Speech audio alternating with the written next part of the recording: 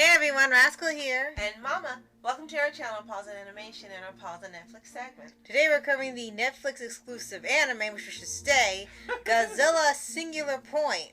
In this long, drawn-out, 13-episode anime, certain citizens of Japan have noticed strange monsters coming from the red fog, and as the story goes forward, it escalates into a world-ending prophecy that will be caused by Godzilla and the people race to solve the mystery before the end of the season.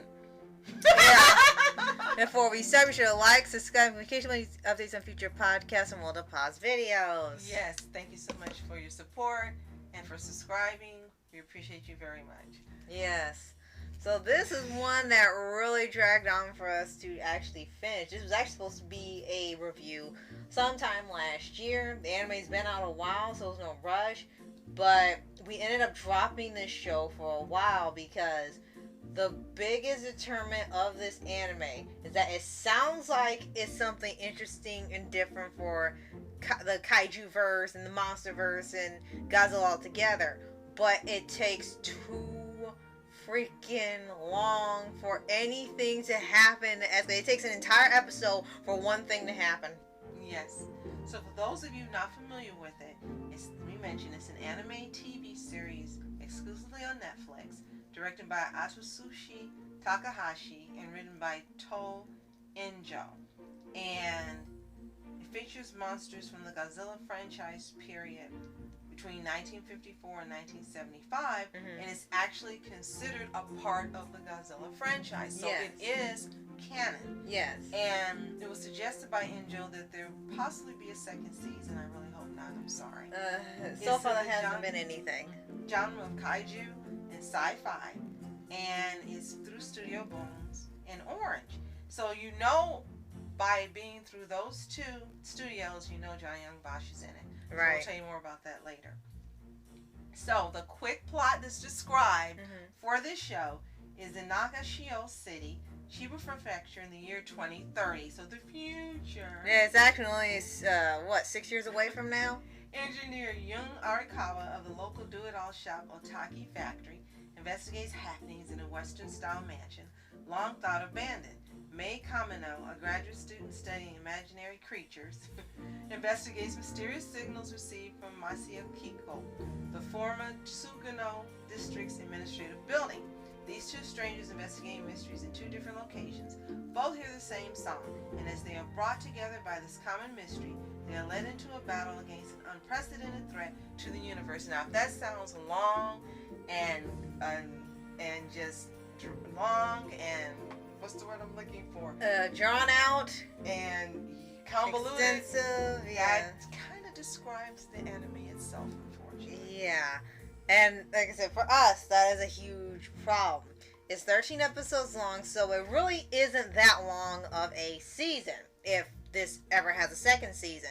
The problem is the pacing of every episode. Up until you get to the final episode, everything drags and they talk and explain, and we get that they're trying to match this up to real life science and apply it to kaiju anatomy and singular point theory and trying to make it make sense so it's believable this event could happen in this universe. But the problem is they spend so much time explaining the events, the process, the theory, and everything. By the time they finally get to some of the episodes, only got a few minutes left. And the final episode is the only time where they actually have Godzilla come out. Well, last two, I should say, Godzilla come out. And as you said, he's reimagined as a world-ending threat. He's supposed to be prophesied to come out, unleash all the monsters that he would fight in another version. And here, he's a cosmic threat that will destroy the Earth if they didn't stop him and solve this code. Yeah. And the problem with the delivery, and I really hate to say it, this is boring. It's sleep-inducing. We were so excited about seeing this. We love the Godzilla franchise. And we thought this was going to be something spectacular. But it unfortunately isn't. They've got a robot or a mecha they built called Jet Jaguar. Yeah, it looks, And that has a really weird unveiling and rebooting in here as well. Yeah. It's just that it seems seems like there's a lot of different things they've put together to try to create a unique story. And they kept saying the orthogonal diagonalizer. What was the first word? Over and over. Sound, no. Something diagonalizer. They said it over 30 times in the final episode, and I counted. Orthogonal diagonalizer. It's like, stop! And like, does that sound cool to somebody? I guess so. It, how do I say this? It doesn't have what is really needed for an anime that really would keep your attention and make you want to continue watching it. And that's why we were able to, unfortunately, take a really long break from watching this anime. Yeah. And we were like, we only got 4 episodes left. We might as well go ahead and finish it. Mm-hmm. And that's why we finished it. Now, that being said, the animation is also so-so. It's just fine, yeah. It's serviceable, it doesn't look terrible, doesn't look cheap. It just looks like this is an anime on Netflix, and then that's it. So it got, for Rotten Tomatoes, and we don't pay attention to, as you know, but we'll share the info. Anyway, a 56% with an average rating of 5 out of 10, which is about what it deserves. Mid-range. It is unfortunately kind of a mid-anime. Yeah. And it's gotten awards in the Special Effects Japan Awards in 2022. Excellence and Best Awards in the TV Distribution Program category. Kidding. I don't know what that means. And nominated for a Nihon Taisho Award. Okay. And Best Media in the Cyan Award in 2022. I'm not sure what for, because it doesn't tell you what the awards are for. No. So it's kind of vague. Maybe it just got an award because it got picked up on Netflix. Maybe. And again, you kind of don't want to put it down, but it's really hard to see a lot of the good in it. The only thing I thought was a cool idea is that they connected the anime to a bunch of segments of movies. Not only do they use the music from the movie that you know, Godzilla's theme and his iconic roar sound effect, those were the 2 cool things, and they've, as you said, it's canonically part of that universe because they reference events that happened in those movies. So this is sort of like what's happened since then, and he's come back. It's prophesied like he was supposed to come back and destroy the world if they didn't stop it. And it sounds like something interesting. Oh wow, so these movies you used to watch have a connection to this, is the comeback and something, and it sounds like that was a pretty interesting idea. I do not know if this was the final idea or was something else and it was changed along the way like it keeps happening with people, but it seemed like this wasn't finished planned out. They were so focused on the scientific part and explaining the theory and connection to the end of the world and then talking about philosophical questions, existential crisis, and they forgot that we need to see Godzilla. That's true. And the action that happens in the last 2 episodes, the most action you get out of Godzilla is fire shooting out of his mouth. Twice. And he's turning to the left and to the right like a water sprinkler. And I'm not kidding. That's and I'm it. not exaggerating. You expected more and you didn't get it. Yeah. And Rascal mentioned this might have been better as a live action movie. Yeah. And I am inclined to agree, and they could have saved a lot of money. Right. And it probably would have been more interesting because it would have made an effort to show us Godzilla more and have more action. Right, especially when you have the success of Godzilla -1 really breaking box office records.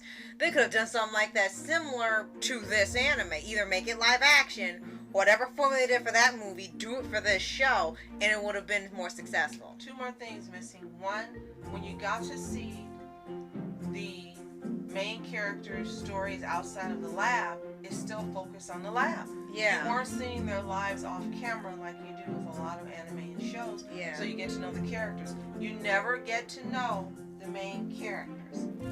Mei Kamino and Yun Arikawa. You never get to know them. Right. All that you know about them is their scientific brain, their scientific knowledge, and what they're trying to achieve.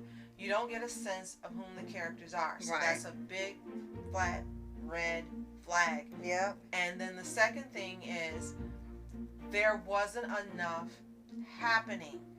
There weren't enough things going on, again, outside of lab and scientific research. Yeah. There's no other story. It's There's so- no other interaction. Yes. There's nothing else going on. It's too heavy on the science. It's way too heavy, even to the point where we had to focus on the AI programs that each character had Right. when they were going through the system to try to figure out the code to stop Godzilla. There was so much time spent on that. So much so, there's a joke in there that the program went and dived in and it felt like it spent hours in there, like 10 hours. Organodiagonal. Right. And when it came back, it asked, "Oh, sorry for the long wait. Oh, you weren't gone long, only been 8 minutes," and it felt like he was gone for 10 hours. Yeah. So it's sort of like almost an inside joke that unintentionally was canonical, because that's what kind of feels like this is going on for. Now, the great thing they did have is the English dub voice cast. Yes. They had Erica Howlatcher as May. They had Johnny Young Bosch, yay, as Yoon, Stephen Fu, Keith Silverstein, Brittany Cox, Cassandra Lee Morris, Kira Buckland, Billy Cummins, Keone Young, Sean Chiplock. I'm naming the ones that we're familiar with. They had a really good voice cast. Yeah, they did. Excellent voice cast. So there was nothing wrong with the voice casting. It was the story itself. Yeah. And if they could have given us a good story, I think Godzilla Singular Point would have been a hit. It came and it went. That's no one it. talked about it. You didn't hear anything about it. Nope. It was just something that happened. Yeah. And I think that's an issue with a few of these Godzilla things they have is purely Netflix. I think for me personally, one issue is that Godzilla is always the villain. And I'm sure he probably was that in a few of the older movies too. But there is no different take on Godzilla in the anime format for Netflix. They had a 3-part movie where Godzilla was the villain and Mechagodzilla was a hero, in the role swap version where Godzilla is just this behemoth of a monster that is just hell-bent on destroying life on Earth for no reason other than chaos. And it makes no sense.